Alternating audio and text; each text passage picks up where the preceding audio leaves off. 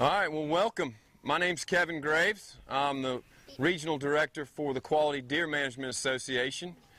Appreciate Deep Creek Outdoors having us here today to talk a little bit about the white-tailed deer, and in particular the buck. I want to thank Chip Salak, our state chapter president, and is affiliated with the Midlands branch, for asking me to be here and all the work that he does.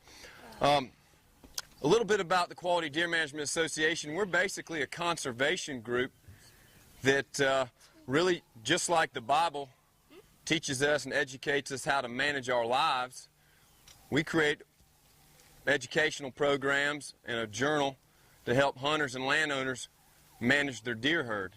And when you're managing your deer herd, it's important to manage the habitat too. Does anybody here know what habitat means? How about you, young man? Exactly. It's the environment with which animals live. So when we manage the deer, we have to manage the environment that they live in. That might mean cutting trees, planting trees, keeping corn there for them to feed also, supplemental feeding. It might involve prescribed burns, okay? Burning areas with pine straw and leaves so that new growth can be created when sunlight hits the forest floor. It also involves managing the people that are using that land other than the deer. That might be the hunter, that might be the landowner. Okay, so when we talk about managing deer, it's more than just hunting them or not hunting them. Okay, the white-tailed deer is the most widely hunted species on the planet. Okay, and the range of the white-tailed deer is all throughout the United States. In every state in the continental U.S., white-tailed deer live. Okay, they're very adaptable. In other words, you can see we're right here next to a neighborhood. Okay, you've seen deers in suburban areas and neighborhoods, in prairies, farmland, okay, in your front yard. Okay, so they're very adaptable to their environment. Okay, but the white-tailed deer, in particular the buck, is very majestic. Okay, he's majestic in that even the Native Americans were fascinated by the antlers of the white-tailed deer. So we're going to talk today just about antler growth, antler shedding, and antler development. Okay? So one thing that makes the white-tailed deer, the buck, so majestic and so unique is that all the antlers are different. Okay? You can see I've got 8 or 10, examples up here, and they may be similar in the number of points, but the color, the density of the bone, okay, the length of the tines, the structure, everything is unique to that particular deer. Okay, so size, shape, height, width, they're all different. Does anybody know the difference between an antler and a horn? Because if you hear it from here on out, when someone comes into the hunt club and says, I saw this buck and he had this huge set of horns on his head, but I couldn't get a shot on him, you want to be able to correct him. What's the difference between an antler and a horn? You know the answer? You know. Let me give him a chance. What? Horn.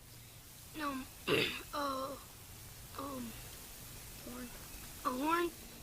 It's straight, but the antlers, they're kind of curved out with other little antlers on it. Well, this horn is straight, but there are some horns, like a Dall sheep has a curled horn. A Texas longhorn. Yes, ma'am. The deer horn has points and the other doesn't. Okay. One thing that you need to know about the difference is that a horn grows throughout the entire lifespan of the animal. So you see those Texas longhorns, they don't drop those and regrow them every year. They continue to grow. And they're made out of a material, it's kind of like your fingernail. It's called keratin. Okay? It's kind of like your fingernail. And it's hollow on the inside. It may be thick like this, thick enough where it's strong, but it's hollow. Okay? But it continues to grow throughout the entire lifespan of the animal. An antler, on the other hand, they shed them. And as soon as they shed them, okay, they start to regrow them almost immediately. Okay? This is a set of shed antlers would look like this. Okay? And what's the best time of the year to find shed antlers? In other words, when do they drop them, and when's the best time to find them? Yes, sir? The off season. What do you mean by off season? What time of year? right around this time. A lot of turkey hunters find shed antlers, okay, while they're out in the woods because they're in the woods this time of year, okay? Does anybody know what causes the antlers to fall off? Age. Not age, because they're going to fall off about the same time every year, and sometimes the nutrition levels can make them fall off earlier or later. But They get too big. No, they don't get too big. Have something to do then with the seasons and stuff? It does have something to do with the seasons. It's the breeding season. When the testosterone levels, okay, testosterone levels are what gets them aggressive, okay? They're trying to breed. They're trying to basically pass their DNA on, okay? So that when the testosterone levels fall off after the rut's over, okay, they drop them, okay? And they leave a trace in their home range, which is usually about 1 to 2 square miles, okay? That buck is going to live, on average, in that same 1 or 2 square miles. So if you're hunting a power line and you see this buck chasing a doe across and you couldn't get a shot, just be patient because her home range is about 1 square mile. Not very big. She's more than likely going to come right back across there at some point if you're patient, okay? Is that going to make you a better hunter? Okay, rather than rush the shot, just be patient because she's not going anywhere and he's typically going to run her back out there. Okay, so the testosterone levels fall off and makes them drop. Well, let's talk about when they're growing. Okay, when the deer are growing their antlers, they have what's called a pedicle. It's on the top of their heads. Okay, and it'll start and look kind of like little bloody spots when they drop their antlers. Okay, but this is what it looks like. This is what, and I'm going to pass this around, and this one's been through a few seminars. It's kind of screwed on there straight, but Mr. Stratton could probably help me out with that. But I'm going to let you guys feel this material on here. And this one is, as you can see underneath here, this is a good example of what a hardened antler looks like underneath this, okay? But it doesn't start out hard. It starts out growing like that. So y'all can pass that around. You might grab it by this one, okay? But while they're passing it around to feel it, this is what it looks like right before it sheds, okay? And we have the longest deer season in the country here in South Carolina, the lower part of the state. You can actually shoot deer in this condition, which makes it very, very unique, okay, to this area. Okay, so this has just gone to harden. He's going to shed this velvet, okay, is what they call that. And when he cleans it up, okay, and it can, I've seen trail camera pictures where they shed this within a matter of hours, okay, maybe overnight in some cases, okay. But blood supply goes to these antlers, okay, to this bone, all right, and it starts out, it's very, very sensitive. They've got deer in captivity, okay, that if you went over there and grabbed him like that, he'd pull, just like it's like a piece of your, like a finger or an arm, okay, when it's very sensitive when it's in its growing phase, okay. Do y'all know what a bachelor group is? Okay. Well, when they're in the velvet stage here, through the spring and the summer, all the guys hang out together, and they call those bachelor groups, okay? And during that time, okay, they're still kind of displaying dominance, okay, and some aggression, but they're not necessarily locking horns. Why are they not locking horns yet? Because it's not that time of season. It's not that time. The testosterone levels haven't peaked yet, okay? So they start peaking after this process sheds, okay? The velvet sheds off. They start this testosterone. They start working the trees with their neck, okay? That's called rubbing, okay, to strengthen their neck, all right? And scraping, okay? It's called signposting, leaving signs everywhere to say, hey, I'm in the neighborhood, ladies. Gentlemen, I'm in the neighborhood, okay? So once that sheds, okay, they're going to start to break up from their bachelor groups, okay? Even in their bachelor groups, some of you guys that have hunted them, you'll see them out there maybe bedded together. Look at a photograph sometime. They won't ever be looking at each other, okay? Why is that? Talking about why is it that the males don't look at each other? Yeah, they're not looking at each other. Even when they're hanging out together, they'll lay down. One will look this way, one's looking that way, one's looking that way. See if a doe comes up. Isn't it everything that goes on with a deer has to do something with the seasons that go on with it? Okay, this is during the bachelor group season. Would that be because it's not fighting time yet over a It's not time yet. Okay, they're not there. It's a protective mechanism. Just like a dog, he'll lay down against a wall where he can see what's coming, right? Deer do the same thing, okay? They watch each other's back. They're watching each other's back, but they also don't want to make eye contact, okay? Because they know that if you look at me the wrong way, we might have to step over to the side, and they may do that. But they don't do it with their antlers that time. They do what's called flailing. Anybody know what flailing is? You've seen does do it. Where they back up on their hind legs or whatever and kick their feet. Yep. They swat their hooves at each other. It's called flailing. And the does do that to demonstrate dominance, and the bucks will do that as well, particularly in that bachelor group phase. Okay, the factors, okay, that contribute to antler growth and development, okay? There's 3 factors. Does anybody know what 3 factors contribute to make the size, the shape, the number of points, how heavy it is? What's that? Calcium. Okay, so nutrition is one factor. Very good. All right, nutrition. What's another factor? Strength. Not strength. All right. Genes. Genetics. Very good. So we got genetics, nutrition, and this last one is probably the most important part for a deer to achieve his maximum potential. Age. Okay? Age. Did he achieve his maximum potential? No. Okay, probably not, okay? But he was a trophy in my eyes at that time, okay? Which was fine, right? So he's probably maybe his second set of antlers at this stage, okay? So he did not achieve his maximum potential. How about this one right here? Can y'all see this one? Yeah, that one reached full potential. He probably did. Anybody know what age, based on the research, that they reach their maximum potential when they're basically an adult? Okay. 5.5. In the research that was done at Mississippi State, it's 5.5. Okay. Those were in deers that were in captivity. Okay. On the King Ranch in South Texas, it's a little different dynamic.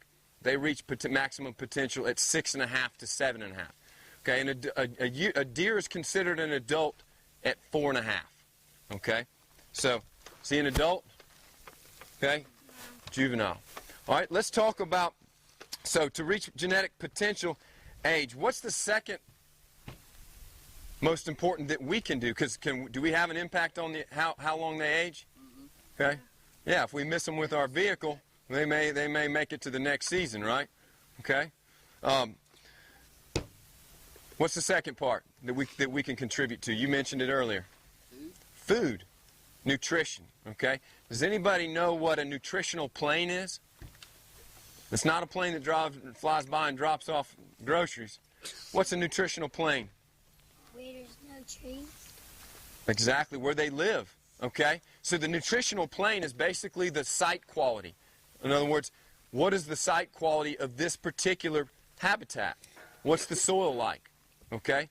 It's kind of like if you're going to do a science project and they say, I want you to go home and plant a garden. All right? And he goes home and plants a garden in the sandbox. Okay? And he goes over there and plants a garden next to the creek bed where there's a little sunlight, okay, a little moist soil. Which is a better site quality? His. Okay? So is the site quality different on the coastal plain of South Carolina near the beaches versus, say, in Orangeburg County where you've got maybe a lot of river bottoms, good dark soil, okay? They may differ. And they may differ within a mile or two of one another, okay? So site quality basically determines what is the potential, okay, of that. All right, how about genetics, okay? Genetics. Is this a genetic abnormalities? How am I doing on time? All right? Okay. All right. Is that a genetic abnormality? No. Okay. He got his antler broken. So this wouldn't be an example of what they call a cold deer where they say, oh, he's got bad genetics, we got to get him out. He was damaged at some point. Now, can you tell whether it was damaged in this stage, the hard antler, or the soft? Soft. Soft, because you see it's healed over, right? Okay. One that was damaged in the hard, okay, you can actually see is broken. The bone will be broken. There's an example right there. You see the bone is like cracked, okay? All right, so it's not an antler abnormality. How about that? Is that an antler abnormality? Yeah. It's a little abnormal, right? He's missing a tine here, a little bit different, okay? So that's an antler abnormality, all right? How about this drop tine over here? That's what we call a drop tine. Pretty cool, isn't it? Okay? The research, and look, he's got a kicker here, okay? The research has shown, okay, that the older the deer gets, the more likely he is to have those type of additional drop tines and that sort of thing. And genetics could play a large part in antler abnormalities. All right, the nutritional part. Deer eat 4 to 6 pounds of food a day, okay? And it requires 16% crude protein, okay, in their diet overall to reach their maximum weight and antler potential, okay? All right, last thing. Let's just talk about some deer behavior so that when you're out there in the woods hunting, you recognize what you're seeing. What do we call it when a deer rubs his antlers up and down that cedar tree or that pine tree? What do you call it? Marking territory. What's that term called? A rub. Okay, what about when he comes by and scrapes the ground and urinates in it? What's that called? Scrape. Okay, and remember, a lot of deer use scrapes. There's not one deer rubbing the tree, one deer scraping. They're signposts. Another deer will come by. Okay? How about when they fight on their back legs? What do we call that? Flailing. Excellent. All right. How about, what is this mount here doing? What is he doing here? Okay. What's this called? Posturing. Okay. If you watch deer, okay, and when you get to be a little more experienced hunters, when the deer gets out in the field, you won't shoot him right away or her right away. You might watch them a little bit, and they'll start to demonstrate some of this behavior if you watch them long enough. But deer posture, because they don't want to get in a fight. But they want to they want to intimidate. That if they do mess with him, that he'll be able to stand his own ground. I'll stand my own ground. So I'd rather not fight. Okay. So I'm going to posture to demonstrate my dominance and my place in the hierarchy. Okay, in the hierarchy. So, a little bit about white-tailed deer and what makes them unique in their antlers. Okay, so the 3 things that are most important. Genetics. What's number 1? Genetics. Nope. Number 1? Neutral. Nope. Age. Number 2? Nutrition. And genetics. Very, very good. All right, and just remember, okay, you can see these are all deer that I've harvested in my time, okay? And they're not all like that, and they don't have to all be like that, okay? The trophy is in the eye of the beholder. So your first buck or your first doe is going to be important to you, okay? So you remember that, all right? Especially young folks, the trophy is in the eye of the beholder, okay? And these are God's creatures, okay? And we want to manage them properly, okay? But they need a little bit of our help, just like the rest of the wildlife. And that's one advantage of managing deer. All the other birds and turkeys and fish, everyone else benefits. So thank you all for your attention. The fun stuff's getting ready to begin because you get to sling some arrows and shoot some shotguns. Question? Did you kill all these? I did harvest all of these. Not at one time, but yeah. And I hadn't been hunting that long. You'll be hunting a lot longer than I will. So you log the hours in, and you'll have your little collection yourself. Okay. Anybody have any questions? Yes, sir. Why is it that, because I don't hunt or anything, but why is it that when I watch these hunting shows and all that, everybody talks about how the deer are colorblind and stuff, but yet everybody's got on camo? Basically, the colors that they see, blues, like blue jeans, blue is what they see the most of. Okay, but what they do see is they see patterns. Okay, so, and their vision, actually, if you kind of draw like an egg shape, like an oval, that's what their vision is like. They see, if you ever drive down the road and there's a deer out in the field, he doesn't do like this when you drive by, does he? He just stands there like this because he's picking you up here, okay, and you're exiting here. So when you're hunting, you might be right there and he's looking that way, he can still see the movement. Okay, that's why it helps to be elevated, okay, because they can see here. But if you're standing in the woods and you have cover behind you, they see movement. They see this. In my case, they've caught me eating cookies and stuff. They see movement, and then they zero in on it, and then they're looking for something. So the camouflage, basically the pattern is what helps, but movement is what's going to be the dead giveaway. Okay, ask your grandparents.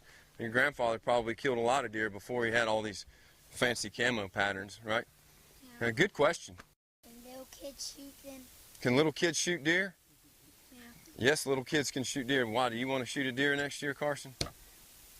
Just don't- This one belongs to me right here. So I don't he's lobbying to pull the trigger. Yes, ma'am. Do you have a question? Any other questions? Okay. Well, y'all been a great audience. If you can see, you're just priming yourself. You can endure this heat. You can endure the hunting season in South Carolina.